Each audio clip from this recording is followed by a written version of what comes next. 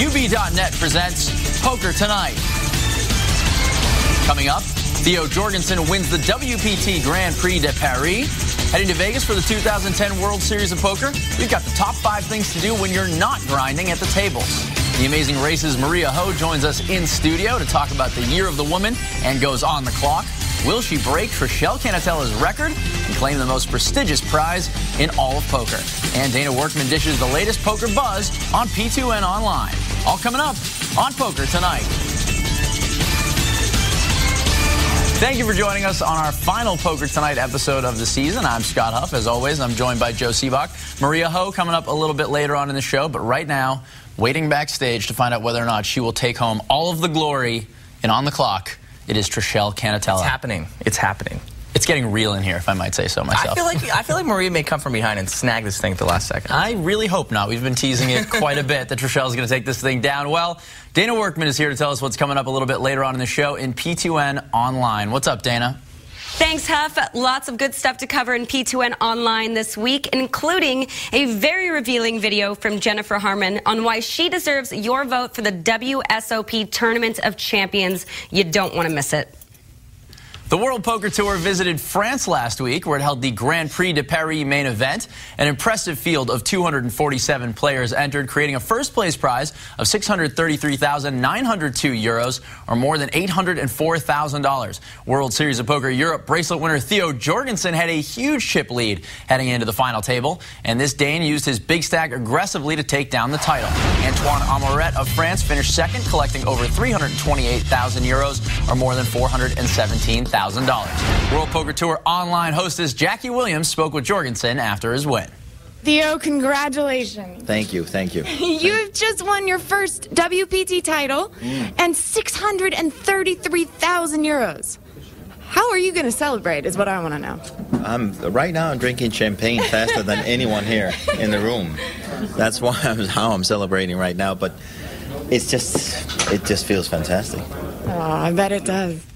Thanks, Jackie. Now, Siebes, that final table littered with names of people that, unfortunately, we've never heard of. Definitely was. So last week, we talked about how difficult it can be for people at home to track poker without a formal league. We know Jorgensen. He's won a World Series of Poker Europe bracelet, so clearly an accomplished poker player. But the casual fan may not know who he is. Do you think no-name final tables actually help to grow the game, or do you think they turn off the casual fan? No, I think it's a bad situation. It's exactly what we were talking about before. People tune into televised poker to see Phil Ivey. They want to see the big names. They want to see Barry Greenstein. They want to see these guys. Okay, when you go, of course, Jorgensen does have a bracelet, so I'm not going to completely cut the guy down. But only in the WSOP main event is sort of that dream alive that anybody can win. The rest of the tours, I think you want to see the big names. Right, but we even saw that with Phil Ivey at the final table this year. It was a completely different situation. The final table performed better overall. People were more excited having a big name at the final table. Moving on, big news in the poker cyber world as it came out that Supreme Court nominee Elena Kagan is a card shark. NBC's Pete Williams hailed her as an, quote, accomplished poker player, and CNN even reported that Kagan plays poker and drinks beer. Now, Siebes, she passes through the nomination hearings. Do you think there could be a shot here that it would be a good thing and we'd see some of the gray areas surrounding online poker maybe clarified? Well, I'm just happy that she drinks beer. You know, I think that's the most important part there. No, it certainly is great when more people in Washington play poker. And it helps overall, of course. But let's not lie to ourselves and convince ourselves that she's going to ride into town and somehow change all this legislation and make a bunch of decisions, because that's not going to happen. No, I mean, poker players, presidents, they've gone hand in hand for a long time, and yet no real change is being seen on this front. Thank you for making the easy segue for me there, as the PPA last week introduced a petition to Congress for an online poker carve-out from the UIGEA. Here's what PPA Executive Director John Pappas had to say about their latest efforts. We have filed another petition, which I have here in my hand, which we already have the support of more than 22 members of Congress. We're working to get broader support. This petition isn't a delay, per se, but it would exempt poker and other peer-to-peer style gaming from the enforcement of the UIGEA. For full footage of the interview, visit theppa.org. Now, over the past week, security issues involving the Sirius network, which includes UltimateBet.net and AbsolutePoker.net, were brought to attention by watchdog site PokerTableRatings.com. Joining us on the phone to address those issues is the COO of Sirius, Paul Leggett. Paul, thanks for joining us. Thanks for having me, guys. Well, first off, if you can just tell the people at home exactly what was brought to attention. What was the latest security alert for Sirius? Just over a week ago, a security vulnerability was identified that involved our client-server communication and the means we use to protect it. We believe that it's very unlikely that somebody was able to exploit this vulnerability because they would not only have to crack our code and decipher these messages, but they would also have to access or intercept these messages that they went between a player's computer and our servers. So it's fairly complicated, and we do have other additional layers of security that would help us identify if somebody was able to exploit something like this. So we're very confident that it wasn't exploited. However, it is very, very serious because it is theoretically possible that it did happen. So we take this very, very seriously. It was originally identified by PokerTableRatings.com, and we've since, as soon as they identified it, we're able to increase our security, and we're now using the absolute latest standards for client-server encryption, and that's been verified by PokerTableRatings.com. Paul, thanks for taking the time to join us today. Thank you, gentlemen. For the full audio version of the interview, visit Poker2Nite.com. Finally, let's take a look at the major online winners this week. Gavin Gavs 101 Cochran had a huge weekend in the PokerStars scoop. First, after a three-way chop, he won the $5,000 buy-in pot limit Omaha 6 Max event, banking $169,625. HN Kakarado finished second for $130,000, and Entropy XX was third for $110,000.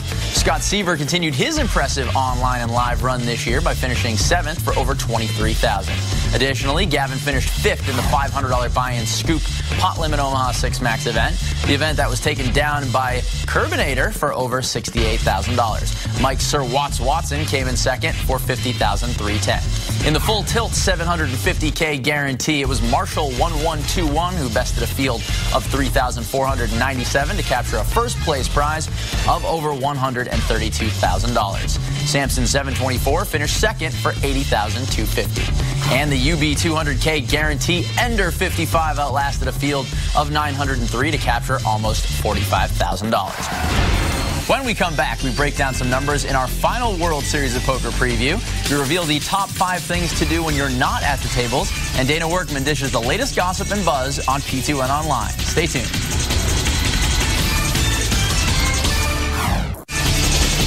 Poker2Nite is brought to you by UB.net.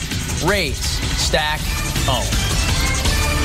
Welcome back to Poker2Nite. Scott Huff alongside Joe Sebok. We're just a few minutes away from Dana Workman and P2N Online. But first, Joe, it's time for our final 2010 World Series of Poker preview. We've covered value tournaments. We've talked about field sizes and what you can expect. But we haven't discussed, and this is something that people are going to want to know out there, because the good stuff. Every event I've played in at the World Series of Poker, I've busted in the first 3 hours. You got to know what to do when you're not at the tables. You've got all of Vegas to choose from. What would you tell people to do when they're busted out of the World Series of Poker? Well, I've been known to bust out of a tournament every now and then at the WSOP as well.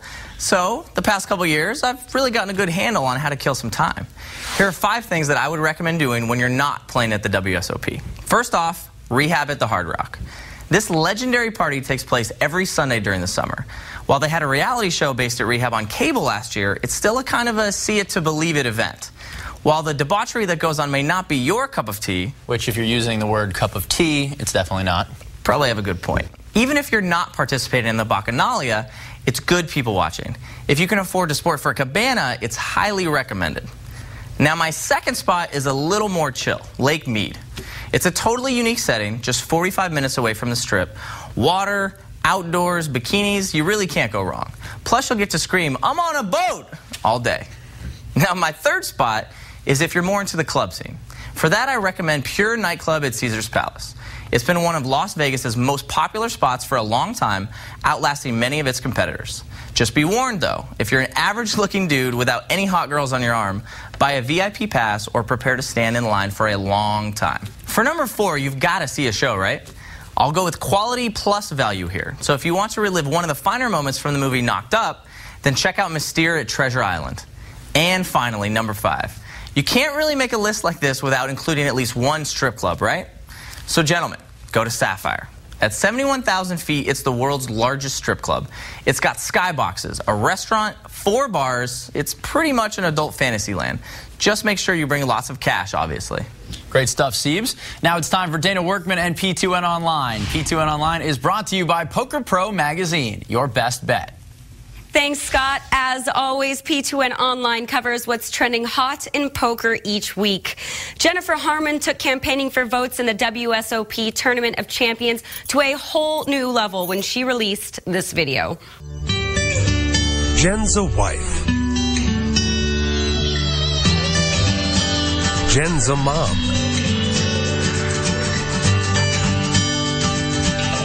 Jen's a woman. And she has a smile that says, I'm about to kick your ass and send you home to your mommy. Vote Jennifer Harmon into the World Series of Poker Tournament of Champions.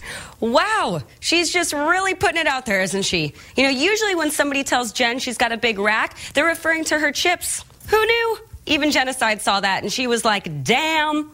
In significantly less sexy news, photos of Victor Blom / Isildur One's pad made their way to the 2+2 forum. Yep, looks like he needs a visit to IKEA. And that would be a guy wearing tight pink briefs sweating Blom as he plays. I'm pretty sure you won't be seeing anything like that at the Maven's pad. Actually, I'll take the guy in the pink tighties, thank you. Now it's time for our viewer mailbag. We'll go to our Facebook fan page where John Aldalisa says, what's the toughest thing about the grind that is the WSOP? For this one, let's go to Sebok. The World Series of Poker is definitely a grind. 6 weeks, intense poker every single day. You have to get yourself in that chair for every tournament and stay mentally focused to go for the win in every tournament. It's very, very important to take breaks, get away from the tables, and keep yourself as mentally fresh as you can as well. That's it for P2N Online. To connect, visit us at Poker2Nite.com, our Facebook fan page, or Twitter.com/Poker2Nite. Thanks, Dana. Later in the show, when we come back, former World Series of Poker main event last woman standing and the amazing race contestant Maria Ho joins us in studio. Will she take the on-the-clock trophy away from Trishelle Canatella? Stay tuned to find out right here on Poker2Nite. Poker's biggest tournament, the World Series main event, is just around the corner, and UB.net wants to send 5 of our Poker2Nite viewers there to compete for a shot at poker immortality. To get in on the action, simply go to UB.net and sign up for a new account with the Poker2Nite referral code. You'll then receive an entry to one of our satellite tournaments for a chance to play in the main event final qualifier on June 6th. Finish in the top 5 of the final qualifier, and you'll be on your way to Vegas with UB.net picking up the tab. While there, you'll get access to all the UB.net parties and a personal training session with either Phil Hellmuth or Annie Duke.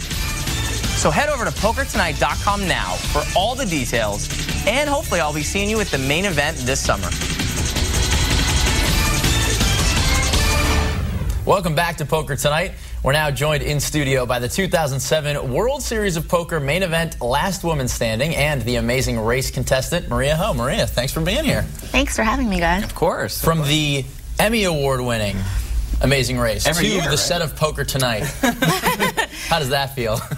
You know what? As long as I don't have to run with heavy backpacks, I think I like sitting in this chair a lot better. We could actually arrange that. Yeah. Can I have a rolly one? We are going to put you on the clock in a little bit, which may be one of the tougher challenges you've ever had. You're facing off against Trishelle in a little bit. But first, talk a little bit about the Amazing Race. I'm sure a lot of people are interested. It is, like we said, it wins the Emmy every year, and now you've been on it. You're a big part of it for the whole season. Well, the Emmy is rigged like poker, so no, I'm just kidding. Wow. No, I'm kidding. Okay, so The Amazing Race was honestly the best experience of my life, but it was definitely the toughest thing I've ever had to do.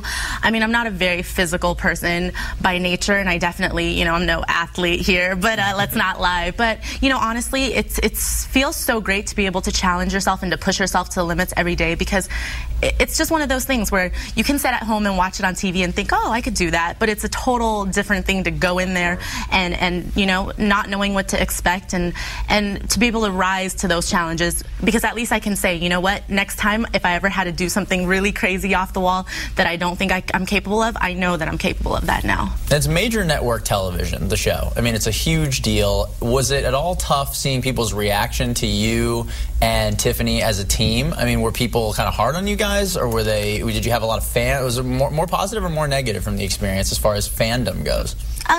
You know, from the first episode, I don't think we came off too well. And so, you know, definitely, because of the good old Google alert, I definitely know that a lot of the bloggers out there, a lot of the television bloggers were kind of, you know, giving us a hard time. They actually said that we were the worst villains on reality television above Johnny Fairplay. I think he lied about his grandmother.